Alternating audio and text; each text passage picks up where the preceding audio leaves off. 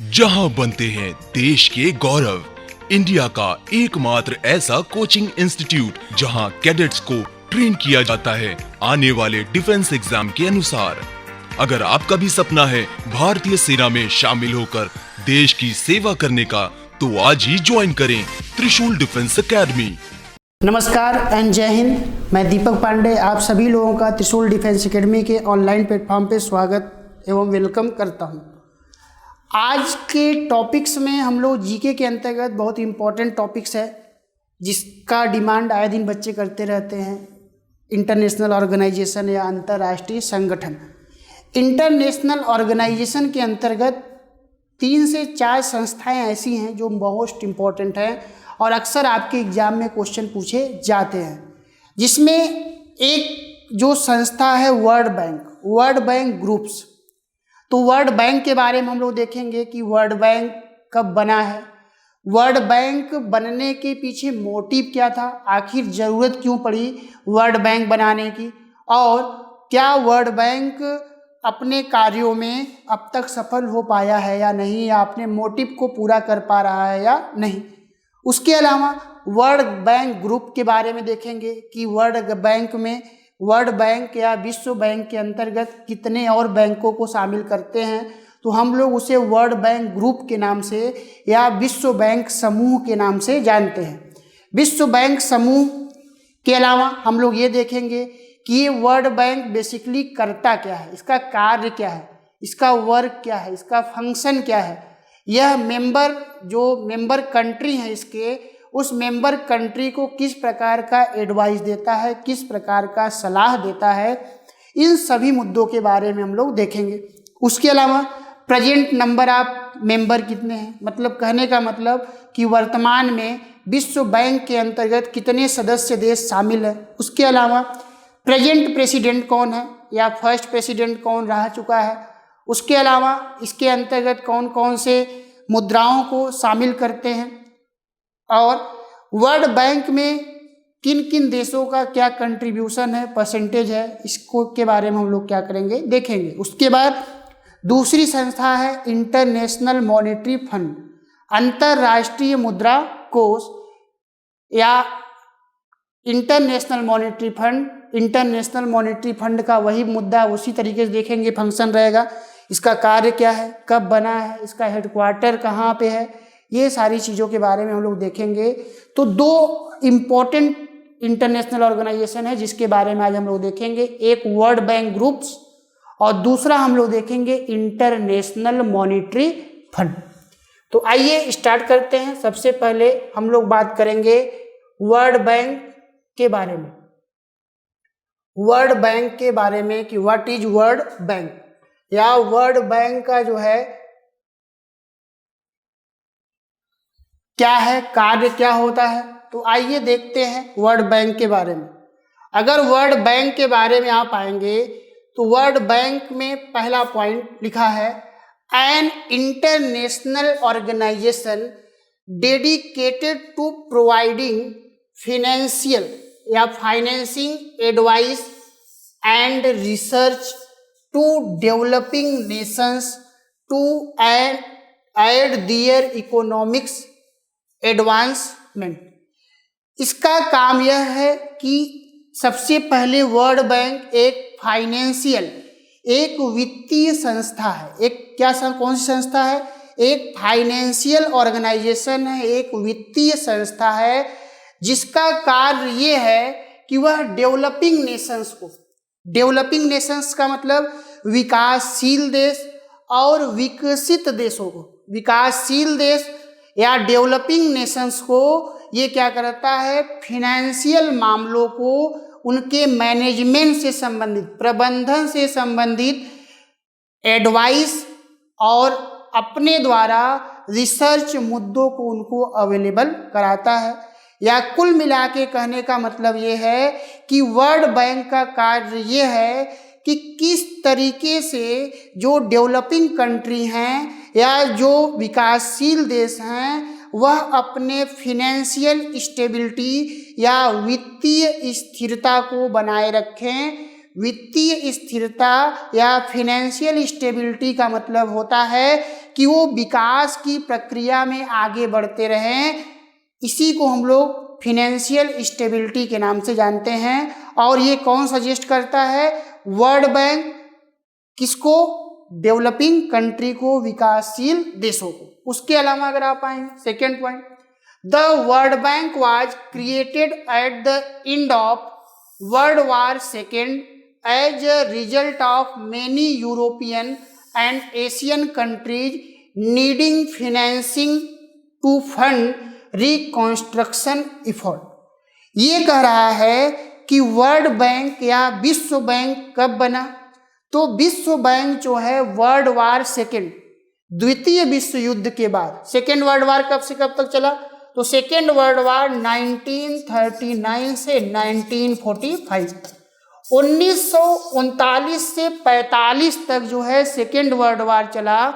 और second world war के बाद उसी समय बहुत सारे ऐसे कंट्री थे जो ब्रिटिश के कॉलोनी थे, ब्रिटिश के कॉलोनी थे या उपनिवेश थे। और धीरे धीरे वो सभी कंट्री क्या हो रहे थे? आज़ाद हो रहे थे, फ्री हो रहे थे। और उनके सामने सबसे बड़ा चैलेंज ये था कि आखिर किस तरीके से अपने फाइनेंशियल नीड को या अपने फाइनेंशियल फंड को पूरा किया जाए। कहने का मतलब कि जो उनकी वित्तीय आवश्यकताएं हैं, वित्तीय आवश्यकताओं को वो कैसे पूरा करें, इसको उस समय सेकेंड वर्ल्ड वार के बाद सभी कंट्री को ये जरूरत पड़ा कि वर्ल्ड लेवल पे एक ऐसी संस्था होनी चाहिए जो सदस्य देशों को उनके विकास के लिए कम इंटरेस्ट रेट पर या कम ब्याज दरों पर उनको ऋण या लोन उपलब्ध करा सके। तो अगर आपसे क्वेश्चन पूछा जाए कि वर्ल्ड बैंक कब बना, तो वर्ल्ड बैंक जो है आफ्टर सेकेंड वर्ल्ड वार या द्वितीय विश्व युद्ध के बाद 1945 में बना। उसके अलावा अगर आप आएंगे नेक्स्ट पॉइंट पे चलते हैं, और नेक्स्ट पॉइंट कर रहा है नेक्स्ट पॉइंट कर रहा है the World Bank was created at the, ये पॉइंट हो गया। नेक्स्ट पॉइंट कर रहा है the bank is successfully in providing financing to fund reconstruction effort, ये भी मैंने डिस्कस कर दिया। उसके बाद the bank is successful in providing financing for these devastated countries या डिस्ट्रॉयड कंट्रीज। कहने का मतलब कि उस समय के जो कंट्री या सेकेंड वर्ल्ड वार के बाद जो कंट्री पूरी तरीके से डिस्ट्रॉय हो चुके थे या समाप्त हो चुके थे, और उस समय वैसे कंट्री जो ब्रिटिश से क्या हो रहे थे? फ्री हो रहे थे, आज़ाद हो रहे थे। तो वैसे कंट्रियों को ज़रूरत था कि कोई उनको एडवाइस करे, कोई उनको सलाह करे कि कैसे जो है फिनेंशियल स्टेबिलिटी या उनको विकास के लिए पैसा उपलब्ध कराया जाए, जिसके लिए वर्ल्ड बैंक का क्या हुआ? ज़रूरत पड़ा। चलिए नेक्स्ट स्लाइड पे आते हैं, नेक्स्ट पॉइंट पे हम लोग आते हैं। नेक्स्ट पॉइंट पे, तो नेक्स्ट पॉइंट पे अगर आप आएंगे तो वर्ल्ड बैंक से संबंधित कुछ फैक्ट है। वर्ल्ड बैंक से संबंधित क्या है? कुछ फैक्ट है। तो आइए देखते हैं। सबसे पहले अगर आप फैक्ट में अगर आप आएंगे तो वर्ल्ड बैंक के फैक्ट्स में ये बना कब? वर्ल्ड बैंक कब बना? तो वर्ल्ड बैंक बना जुलाई 1944 में। कब बना? जुलाई 1944 में वर्ल्ड बैंक बना। उसके अलावा अगर आप आएंगे टाइप, ये कौन से प्रकार का ऑर्गेनाइजेशन है या संगठन है? तो यह एक इंटरनेशनल फाइनेंशियल ऑर्गेनाइजेशन है। क्या है? एक इंटरनेशनल फाइनेंशियल ऑर्गेनाइजेशन, या जिसे बोलते हैं कि एक अंतरराष्ट्रीय वित्तीय संगठन। क्या है ये? अंतरराष्ट्रीय वित्तीय संगठन या इंटरनेशनल फाइनेंशियल ऑर्गेनाइजेशन है, जिसका काम है फिनेंशियल मामलों में एडवाइस करना और विकास के लिए कम ब्याज दर पर लोन उपलब्ध कराना। उसके अलावा हेडक्वार्टर, इसका मुख्यालय कहाँ पे है? तो इसका मुख्यालय है वाशिंगटन डीसी, यूनाइटेड स्टेट या यूएसए में वाशिंगटन डीसी में वर्ल्ड बैंक का क्या है, हेडक्वार्टर है, मुख्यालय है। उसके अलावा मेंबर में अगर आप आएंगे तो इसमें प्रेजेंट मेंबर या इस समय कितने सदस्य वर्ल्ड बैंक में हैं, कितने कंट्री हैं, तो वर्ल्ड बैंक में अगर आप आएंगे तो 189 मेंबर हैं। कितने मेंबर हैं? 189 मेंबर कंट्री शामिल हैं। कहने का मेंबर का मतलब क्या है? मेंबर का मतलब कंट्री का मतलब कि वर्ल्ड बैंक के अंतर्गत 189 देश क्या है, शामिल हैं, 189 कंट्री शामिल हैं।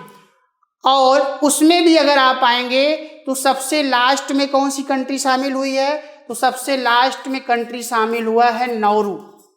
कौन सी कंट्री शामिल हुई है? नाउरू। आपसे क्वेश्चन पूछा जाता है कि सबसे लास्ट में वर्ल्ड बैंक का सदस्य कौन सा कंट्री बना? तो नाउरू बना। सबसे लास्ट में सबसे अंतिम राष्ट्र कंट्री कौन सा था? Nauru.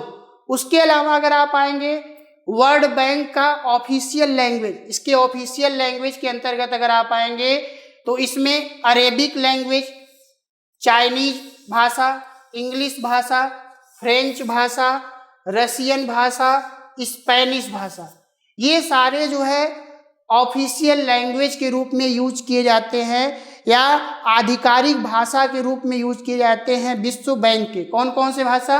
Arabic, Chinese, English, French, Russian and Spanish. उसके अलावा एक क्वेश्चन आपसे और पूछा जाता है कि फर्स्ट वर्ल्ड बैंक के वर्ल्ड बैंक के या विश्व बैंक के प्रेजेंट प्रेसिडेंट या चेयरमैन कौन है? तो David Robert Malpass. David Robert Malpass, क्या नाम है इनका? इनका नाम है डेविड रॉबर्ट मालपास। तो ये क्या है? ये प्रेजेंट प्रेसिडेंट हैं वर्ल्ड बैंक के।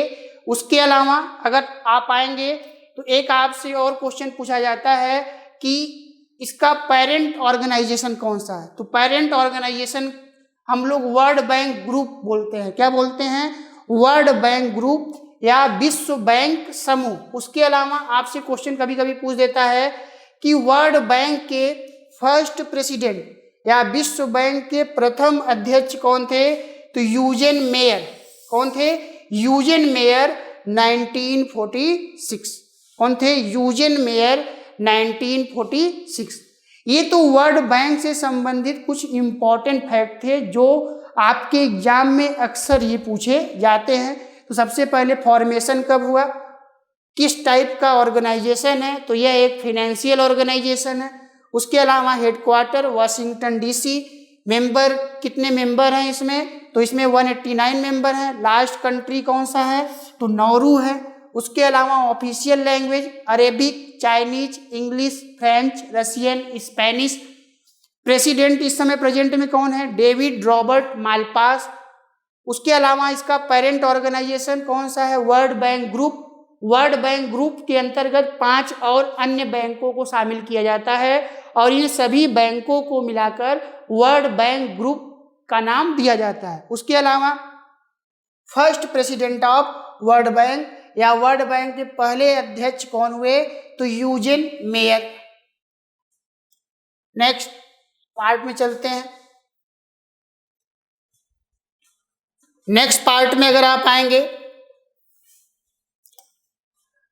तो हमने बोला कि वर्ल्ड बैंक ग्रुप या विश्व बैंक समूह, विश्व बैंक समूह या वर्ल्ड बैंक ग्रुप।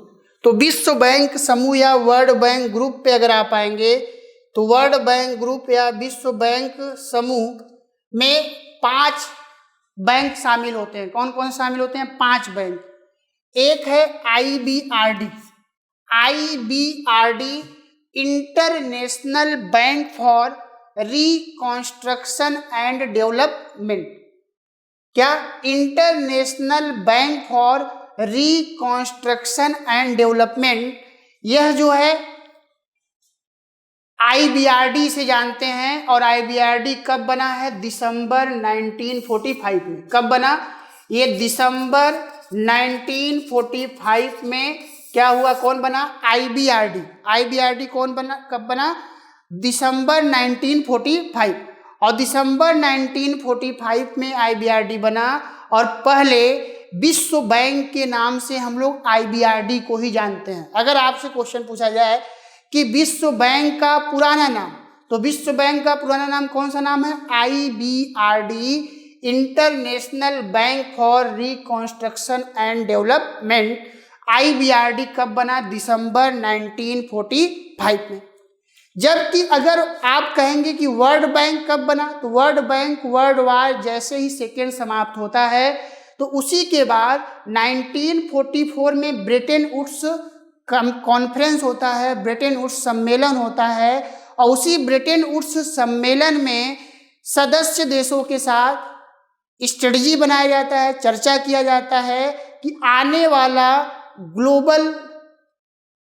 ग्लोबल विश्व या आने वाला जो विश्व जिसमें कंट्रियों का फाइनेंशियल स्ट्रक्चर या उनके फाइनेंशियल नीड को पूरा करने के लिए एक ऑर्गेनाइजेशन होना चाहिए, जिसमें वर्ल्ड बैंक के अंतर्गत IBRD और इंटरनेशनल मॉनेटरी फंड क्या किया गया था? इस्टेब्लिश किया गया था। चलिए आते हैं वर्ल्ड बैंक ग्रुप में। सेकंड है IFC, international finance corporation, international finance corporation, और इसका इस्टेब्लिशमेंट हुआ जुलाई 1956। तो ये कब बना? ये बना जुलाई 1956 में। जुलाई 1956 में कौन सा संस्था बना? IFC, international finance corporation. Third संस्था है इंटरनेशनल डेवलपमेंट अथॉरिटी या एसोसिएशन, इंटर डेवलपमेंट एसोसिएशन, और यह बना सितंबर 96 में। ये सितंबर 1960 में बना। कब बना? सितंबर 1960 में। कौन सी संस्था बनी? IDA। उसके अलावा चौथी संस्था है ICSID, international centre for settlement of investment disputes. इसका इस्टेब्लिशमेंट हुआ अक्टूबर 1966 में। ये कब बना? अक्टूबर 1966 में बना, अक्टूबर 1966 में बना। और पांचवा जो संस्था है मिगा मल्टीलेटरल इन्वेस्टमेंट गारंटी एजेंसी, और इसका इस्टेब्लिशमेंट हुआ अप्रैल 1988, अप्रैल 1988, अप्रैल 1988 में कौन सी संस्था बनी? मिगा। आइए इन सभी बैंकों को मिलाकर हम लोग क्या बोलते हैं? वर्ल्ड बैंक ग्रुप या विश्व बैंक समूह। सभी का कार्य समझते हैं। आइए देखते हैं IBRD और IFC और ID। इनका कार्य ये है कि यह सदस्य देशों को, जो डेवलपिंग कंट्रियां हैं, उनको विकास के लिए सस्ते ब्याज दरों पर या कम इंटरेस्ट रेट पर उनको लोन उपलब्ध कराना, ऋण देना, लोन उपलब्ध कराना, ये संस्थाएं ऊपर की, इनका कार्य क्या है? लोन देना सस्ते ब्याज दरों पर या कम इंटरेस्ट रेट पर। उसके अलावा अगर आप आएंगे ICSID का कार्य ये है कि जैसे कोई व्यक्ति या कोई इन्वेस्टर दूसरे कंट्री में इन्वेस्टमेंट करता है विकास के लिए, इन्वेस्टमेंट करता है किसके लिए? विकास के लिए या अपने ग्रोथ को बढ़ाने के लिए। तो अगर इन्वेस्टमेंट किए हुए कंपनी या व्यक्ति के द्वारा जिस देश में इन्वेस्टमेंट किया है उस देश के बीच इन्वेस्टमेंट को लेके किसी प्रकार का डिस्प्यूट हो जाए, विवाद हो जाए, तो वैसे विवाद या डिस्प्यूट को सुलझाने के लिए कौन सी संस्था है? ICSID। इस तरीके से समझें।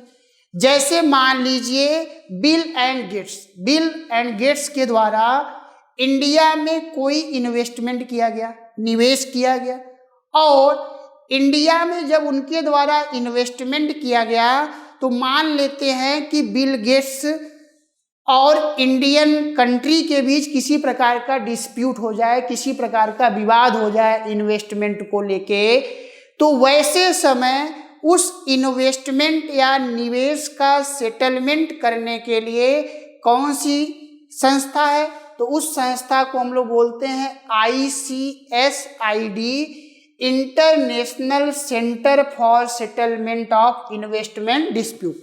तो कहने का मतलब सदस्य देशों के बीच अगर इन्वेस्टमेंट को लेके किसी भी प्रकार का डिस्प्यूट होता है, विवाद होता है, तो वैसे डिस्प्यूट को सेटलमेंट करने के लिए कौन सी संस्था है, ICSID।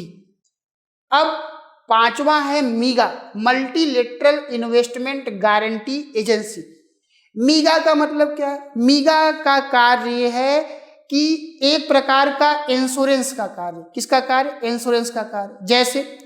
जैसे आप बाइक खरीदते हैं, जैसे आप कार खरीदते हैं, तो बाइक, कार या मोबाइल खरीदते हैं तो आप उसका इंश्योरेंस कराते हैं। क्या कराते हैं? इंश्योरेंस कराते हैं, बीमा कराते हैं, और उस इंश्योरेंस के लिए कुछ प्रीमियम के रूप में आपको जमा करना पड़ता है। और इंश्योरेंस इसलिए कराते हैं कि उसके सिक्योरिटी के लिए, उसके प्रोटेक्शन के लिए, उसके सुरक्षा के लिए, कि अगर फ्यूचर में मोबाइल टूट जाए या मोबाइल खो जाए, चोरी हो जाए या गाड़ी आपकी चोरी हो जाए, तो वैसे समय जब इंश्योरेंस का क्लेम करें तो पैसा आपको क्या हो जाता है? मिल जाता है। तो उसी तरीके से जो मीगा है, वह मीगा क्या करता है, जो सदस्य देशों के बीच इन्वेस्टमेंट किया जाता है, निवेश किया जाता है, वह उस निवेश का गारंटी लेता है। क्या लेता है? गारंटी लेता है कि इंश्योरेंस के रूप में जो है उसके सामने एक टर्म एंड कंडीशन रखता है कि आप सदस्य देशों के बीच इन्वेस्टमेंट करें, आपका इन्वेस्टमेंट किसी भी प्रकार का डूबेगा नहीं, लॉस नहीं होगा। तो कहने का मतलब ये है कि मीगा जो है इन्वेस्टमेंट से संबंधित लोगों को एक गारंटी देता है कि आपका इन्वेस्टमेंट लॉस नहीं होगा। तो ICSID जो इन्वेस्टमेंट के डिस्प्यूट को सॉल्व करता है, सेटलमेंट करता है, जबकि मीगा क्या करता है, इन्वेस्टमेंट का एक प्रकार का गारंटी लेता है या इंश्योरेंस के तरीके से कार्य करता है कि फ्यूचर में आपका इन्वेस्टमेंट डूबेगा नहीं। अब देखिए, IBRD, IFC, IDA, ICSID, मीगा, इन चारों को मिलाकर ही क्या बोलते हैं? वर्ल्ड बैंक ग्रुप, विश्व बैंक समूह। अगर आपसे क्वेश्चन पूछा जाए कि विश्व बैंक समूह या विश्व बैंक में कितने बैंक होते हैं, तो विश्व बैंक में 5 संस्थाएं होती हैं, IBRD, IFC, IDA, ICSID और मीगा, MIGA। उसके अलावा अगर आपसे क्वेश्चन पूछा जाए कि वर्ल्ड बैंक का पुराना नाम या वर्ल्ड बैंक पहले किस नाम से जाना जाता था, तो IBRD के नाम से जाना जाता था। तो जिस समय 1945 में वर्ल्ड बैंक बना था, तो उस समय वर्ल्ड बैंक के रूप में नहीं था। किस रूप में बनाया गया था? IBRD के रूप में, international Bank for reconstruction and development. चलिए नेक्स्ट पेज पे चलते हैं। नेक्स्ट,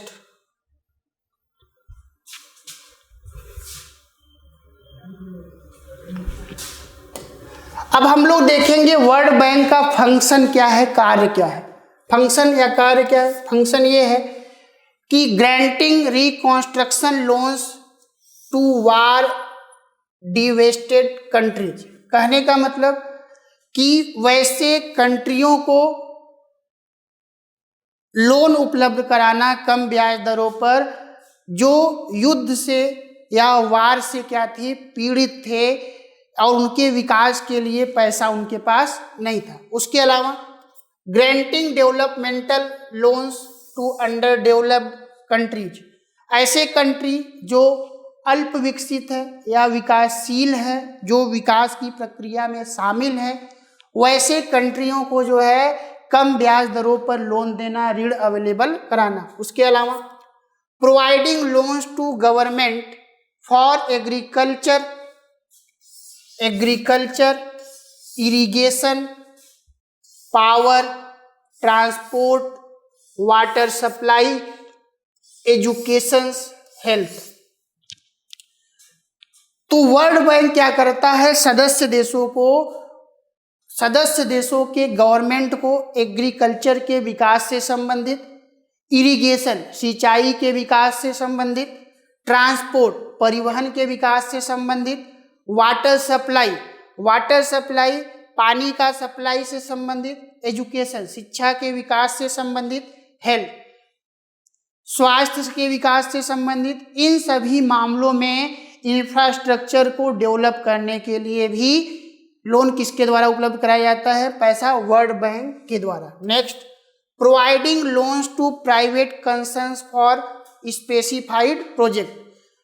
जैसे अगर मान लीजिए कोई प्राइवेट कंसर्न है या प्राइवेट कोई इंस्टीट्यूशन है, और अगर वो जो है कोई स्पेसिफाइड प्रोजेक्ट उस देश के विकास के लिए लॉन्च करना चाहता है, जिसका संबंध health, education, water supply in सभी चीज़ों से हो, तो उनके लिए भी लोन वर्ल्ड बैंक अवेलेबल कराता है। उसके अलावा promoting foreign investment by guaranteeing loans provided by other organisation. जैसे मान लीजिए कि हमने बताया कि ये जो है प्रमोट करता है सदस्य देशों को कि दूसरे देश में जाके आप क्या करें, इन्वेस्ट करें, और उस इन्वेस्टमेंट का ये गारंटी भी देता है कि आपका इन्वेस्टमेंट किसी प्रकार का लॉस नहीं होगा। तो अगर ये जो है दूसरे ऑर्गेनाइजेशन से एक गारंटी के रूप में भी उस सदस्य देश को लोन उपलब्ध करवाता है। उसके अलावा next point, providing technical, economic and monetary advice to member countries for specific project. तो जो सदस्य देश हैं उनको टेक्निकल या टेक्नोलॉजी से संबंधित मामले, आर्थिक मामलों में इकोनॉमिक, मॉनेटरी एडवाइस या मौद्रिक से संबंधित सलाह के संदर्भ में यह जो है स्पेसिफिक प्रोजेक्ट सदस्य देशों को उपलब्ध कराता है। कुल मिला के कहने का मतलब ये है कि वर्ल्ड बैंक का कार्य ये है कि यह एक फाइनेंशियल ऑर्गेनाइजेशन है, और फाइनेंशियल मामलों में या फाइनेंशियल स्टेबिलिटी को लाने के लिए यह सदस्य देशों को कम ब्याज दर पर लोन उपलब्ध कराता है, और उसके अलावा उनके विकास को बनाए रखने के लिए उनको समय समय पर एडवाइस भी करता है और गाइडलाइन भी जारी करता है। चलिए नेक्स्ट स्लाइड पे चलते हैं।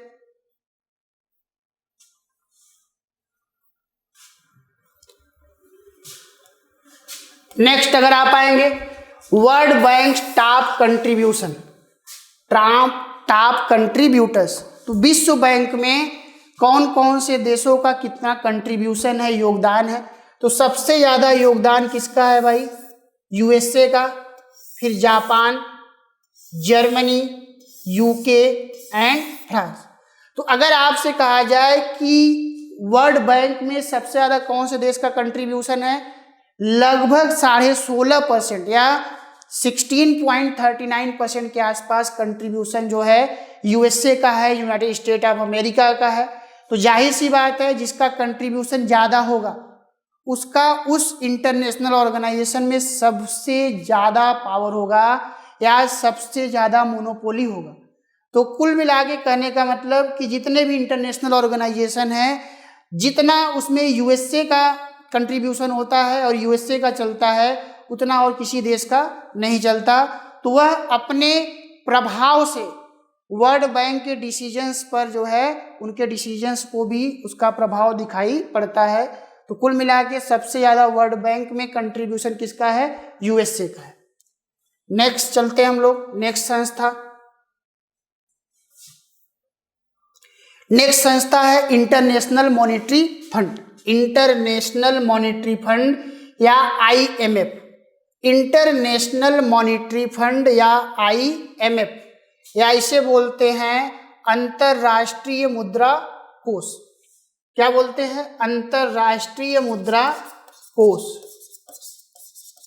अंतरराष्ट्रीय मुद्रा कोष या IMF, international Monetary fund, international Monetary fund. तो इंटरनेशनल मॉनेटरी फंड भी कब बना, after world War second world war के बाद। तो सेकेंड वर्ल्ड वार के बाद दो संस्थाएं बनी, एक कौन सा बना, आईएमएफ, और दूसरा बना वर्ल्ड बैंक, जिसे हम लोग IBRD बोलते थे। उस समय क्या बोलते थे? IBRD के नाम से जानते थे। तो IBRD और IMF बना, और IBRD या वर्ल्ड बैंक का कार्य ये था कि ये सदस्य देशों को कम ब्याज दरों पर क्या करें? लोन उपलब्ध कराएं, ऋण उपलब्ध कराएं। अब आइए देखते हैं IMF के बारे में। IMF भी एक प्रकार का फाइनेंशियल ऑर्गेनाइजेशन है। कौन सा ऑर्गेनाइजेशन है? Financial organisation. फाइनेंशियल ऑर्गेनाइजेशन या एक वित्तीय संगठन है। क्या है? वित्तीय संगठन या financial organisation. The International Monetary Fund is an international financial institution. एक वित्तीय संस्था है या फाइनेंशियल इंस्टीट्यूशन है। Its stated mission is working to foster global monetary cooperation. किस तरीके से पूरे वर्ल्ड लेवल पे एक फास्टर या तीव्र गति से इकोनॉमिक कोऑपरेशन हो। उसके अलावा सिक्योर फाइनेंशियल स्टेबिलिटी, किस तरीके से फाइनेंशियल स्टेबिलिटी सिक्योर हो, सुरक्षित हो। फैसिलिटेट इंटरनेशनल ट्रेड, सदस्य देशों के बीच व्यापार फेयर तरीके से हो। प्रमोट हाई एम्प्लॉयमेंट, सदस्य देशों के बीच एम्प्लॉयमेंट का क्रिएशन क्या हो? हाई हो, ज़्यादा रोजगार डेवलप हो। उसके अलावा sustainable economic growth. Sustainable economic growth का मतलब होता है संपोषणीय समावेशी विकास। संपोषणीय समावेशी विकास का मतलब कि विकास का एक ऐसा पार्ट या विकास की ऐसी प्रक्रिया जिसमें निचले तबके के लोगों का भी कंट्रीब्यूशन हो, योगदान हो, और उसके साथ वह योगदान ऐसा हो कि जिससे इन्वायरमेंट के ऊपर निगेटिव इम्पैक्ट न पड़े। तो एक बात इसमें यह भी ध्यान रखना है कि इन्वायरमेंट को क्या करना है? सस्टेन करना है, इन्वायरमेंट के ऊपर निगेटिव इम्पैक्ट न पड़े। और ये भी देखना है कि विकास की प्रक्रिया में निचले समुदाय का या निचले तबके के लोगों का भी क्या हो? कंट्रीब्यूशन हो, योगदान हो। उसके अलावा अगर आप आएंगे तो IMF का एक कार्य और ये है कि यह सदस्य देशों को BOP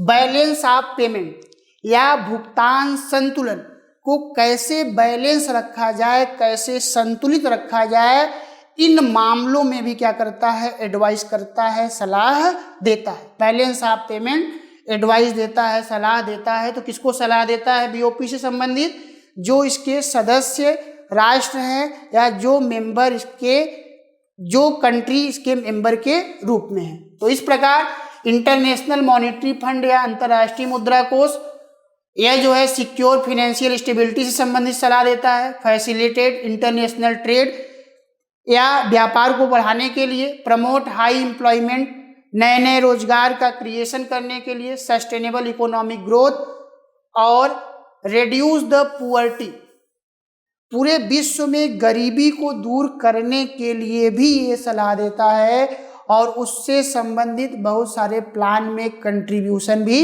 करता है। तो इस प्रकार इंटरनेशनल मॉनेटरी फंड और IBRD सेकेंड वर्ल्ड वार के बाद 1945 के आसपास ये बनाए गए। नेक्स्ट चलते हैं हम लोग।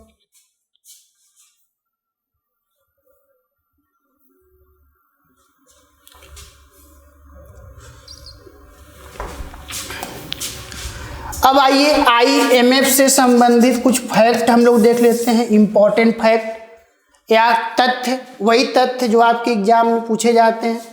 तो फॉर्म्ड कब हुए? 1944 में। और कार्य करना कब से स्टार्ट किया? 27 दिसंबर 1945। तो 1944 इसलिए लिखा रहता है कि इन संस्थाओं के बनाए जाने को लेके सबसे पहले जो सम्मेलन हुआ वो 1944 में कहाँ पे हुआ? Bretton Woods. कहाँ पे हुआ? Bretton Woods. तो ब्रेटन वुड्स में जो है एक सम्मेलन हुआ और इसके अंतर्गत 44 देशों ने भाग लिया और 44 देशों ने भाग लेने के बाद यह डिसीजन लिया गया कि पूरे विश्व को फिनेंशियल मामलों में चलाने के लिए, एडवाइस करने के लिए, स्ट्रेटजी के लिए एक कोई फिनेंशियल इंस्टीट्यूशन होना चाहिए जिसमें वर्ल्ड बैंक के रूप में IBRD और इंटरनेशनल मॉनेटरी फंड बना। इसमें अगर आप आएंगे तो यह किस टाइप का संस्था है, तो यह भी एक इंटरनेशनल फाइनेंशियल ऑर्गेनाइजेशन है, यह वित्तीय मामलों से संबंधित इंस्टीट्यूशन है। Headquarter Washington DC। मेंबरशिप इसमें कितने मेंबर हैं, तो इसमें 190 देश हैं, 190 कंट्रीज हैं, 190 देश शामिल हैं। ऑफिशियल लैंग्वेज पे अगर आप आएंगे, Arabic, Chinese, English, French, Russian and Spanish. तो ये सभी जो है IMF के क्या हैं, लैंग्वेज हैं। उसके अलावा मैनेजिंग डायरेक्टर अगर आप प्रेजेंट में अगर आप आएंगे या चेयरमैन पे अगर आप आएंगे तो इसके चेयरमैन प्रेजेंट में है क्रिस्टीना जॉर्जिया। और पेरेंट ऑर्गेनाइजेशन कौन सा है, वर्ल्ड बैंक ग्रुप। तो वर्ल्ड बैंक ग्रुप में वही IBRD और IMF क्या हुए, शामिल हुए। फॉर्मेशन कब हुआ है, 1944 में। कार्य कब से करना स्टार्ट किया, 1945। किस टाइप का संस्था है, एक वित्तीय संस्था है या इंटरनेशनल फाइनेंशियल ऑर्गेनाइजेशन है। Headquarter Washington DC। कितने मेंबर हैं इसमें, 190 कंट्रीज हैं। Official language Arabic, Chinese, English, French, Russian, Spanish. और इसके जो MD हैं क्रिस्टीना जॉर्जिया। और इसका पेरेंट ऑर्गेनाइजेशन या पेरेंट्स इंस्टीट्यूशन कौन सा है, वर्ल्ड बैंक ग्रुप।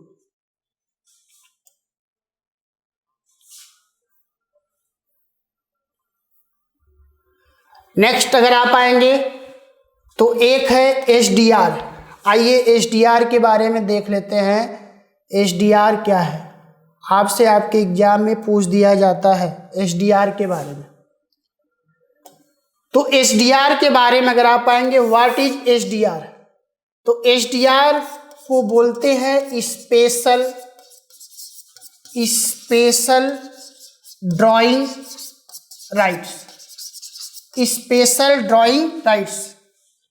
यह एक प्रकार का IMF का मॉनेटरी रिजर्व करेंसी है। क्या है, मॉनेटरी रिजर्व करेंसी। तो SDR का कुछ वैल्यू हर कंट्री अपने फॉरेक्स रिजर्व में रखता है, विदेशी मुद्रा भंडार।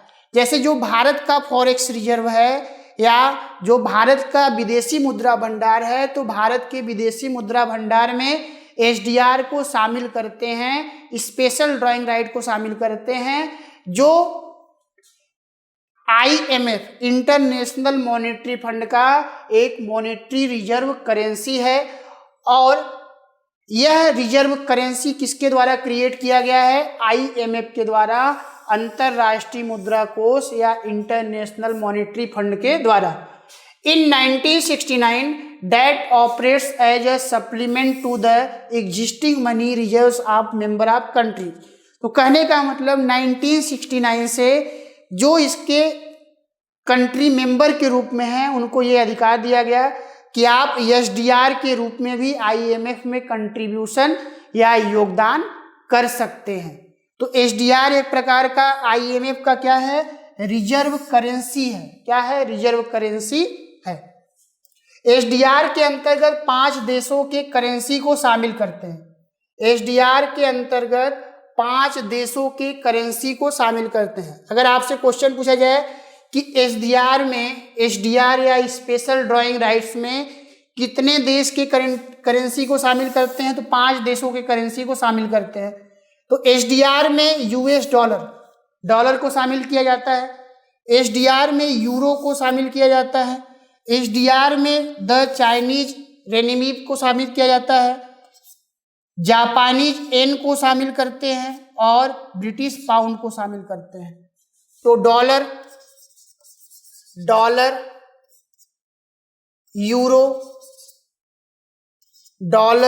यूरो, रेनमिनबी चाइना का, जापान का येन और ब्रिटेन का पाउंड स्टर्लिंग। इन 5 मुद्राओं को किस में शामिल करते हैं? SDR में शामिल करते हैं, स्पेशल ड्राइंग राइट में शामिल करते हैं, विशेष आहरण अधिकार। तो हम लोगों ने आज के क्लास में देखा इंटरनेशनल ऑर्गेनाइजेशन में 2 फाइनेंशियल इंस्टीट्यूशन, जिसमें एक वर्ल्ड बैंक ग्रुप और दूसरा हम लोगों ने देखा इंटरनेशनल मॉनेटरी फंड। तो सबसे पहले आपको इस बात पे फोकस करना है कि क्वेश्चन यहाँ से कैसे बनते हैं। तो आपके एग्जाम में जनरली क्वेश्चन जो बनते हैं, एक क्वेश्चन ये कि इनका फॉर्मेशन कब हुआ है, दूसरा क्वेश्चन कि इनका मोटिव क्या है, तीसरा क्वेश्चन कि इसमें नंबर ऑफ कंट्रीज कितने हैं, चौथा क्वेश्चन कि इनका लैंग्वेज क्या है या कितने लैंग्वेज को शामिल किया गया है ऑफिशियल लैंग्वेज के रूप में। उसके अलावा नेक्स्ट पूछा जाता है कि रिसेंटली अगर इनके द्वारा कोई प्लान चल रहा हो तो उससे संबंधित क्वेश्चन, और उसके अलावा इंटरनेशनल मॉनेटरी फंड और वर्ल्ड बैंक के द्वारा रिपोर्ट जारी किए जाते हैं, उस रिपोर्ट में देशों का रैंक जारी किया जाता है। तो इससे संबंधित जो इंडेक्स होते हैं, रिपोर्ट होते हैं, वो भी इम्पॉर्टेंट होते हैं। तो आज के क्लास में हम लोग का इतना ही। नेक्स्ट क्लास में हम लोग कुछ और नए टॉपिक के साथ आएंगे, जिसमें मोटिव ये है कि WTO वर्ल्ड ट्रेड ऑर्गेनाइजेशन क्या है, WIPO world intellectual property right क्या है, इन सभी संस्थाओं के बारे में हम लोग डिस्कस करेंगे। तो तब तक के लिए थैंक यू एंड जय हिंद। जहां बनते हैं देश के गौरव, इंडिया का एकमात्र ऐसा कोचिंग इंस्टीट्यूट जहां कैडेट्स को ट्रेन किया जाता है आने वाले डिफेंस एग्जाम के अनुसार। अगर आपका भी सपना है भारतीय सेना में शामिल होकर देश की सेवा करने का, तो आज ही ज्वाइन करें त्रिशूल डिफेंस एकेडमी।